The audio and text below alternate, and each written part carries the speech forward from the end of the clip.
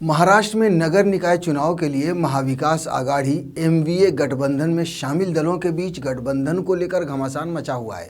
खबर है कि निकाय चुनाव में गठबंधन को लेकर शिवसेना यूबीटी के यू टर्न के बाद अब कांग्रेस और एनसीपी ने भी अपने अपने पत्ते खोले हैं। एनसीपी शरद पवार ने जिलों में गठबंधन करने का फैसला कार्यकर्ताओं पर डाल दिया है, तो वहीं कांग्रेस ने इशारों में ये जता दिया कि सिर्फ मुंबई के बाहर के जिलों में उद्धव सेना की सहूलियत के हिसाब से गठबंधन संभव नहीं है। रिपोर्ट्स के अनुसार कांग्रेस ने शिवसेना को नसीहत दी है कि गठबंधन में सभी दलों को नफा नुकसान मिलकर साझा करना पड़ता है।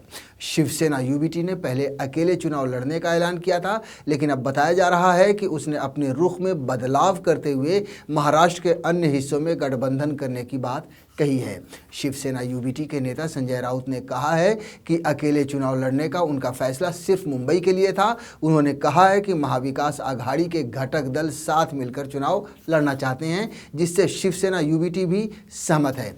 राउत ने कहा कि एमवीए मुंबई के अलावा पूरे देश में एकजुट होकर चुनाव लड़ेगा। इसी बीच राष्ट्रवादी कांग्रेस पार्टी यानी एनसीपी और कांग्रेस ने भी अपने पत्ते खोले हैं। एनसीपी के प्रवक्ता महेश तापसे ने कहा है कि महाविकास आघाड़ी गठबंधन लोकसभा और विधानसभा चुनाव के लिए था। उन्होंने कहा कि पार्टी प्रमुख शरद पवार ने स्थानीय इकाइयों को गठबंधन करने या अकेले चुनाव लड़ने का फैसला करने की छूट दी है। लेकिन जहां तक स्थानीय स्वराज्य संस्था की निवडणूक की चुनाव की बात है, वहां पर हमें अपनी भूमिका रखने के लिए स्वायत्ता हमारे पास है।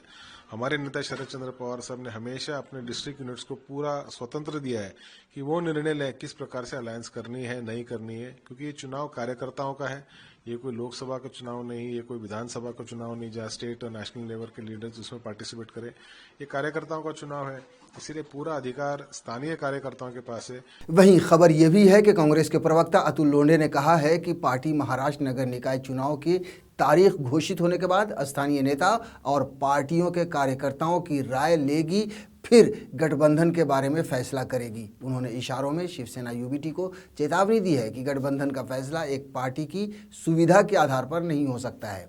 इस पूरे मामले में यह साफ नजर आ रहा है कि महाविकास आघाड़ी गठबंधन में शामिल दलों के बीच गठबंधन को लेकर कहीं ना कहीं कुछ मतभेद हैं। ये देखना दिलचस्प होगा कि आगे चलकर यह गठबंधन कैसे काम करता है और क्या यह गठबंधन नगर निकाय चुनाव में सफल हो पाता है।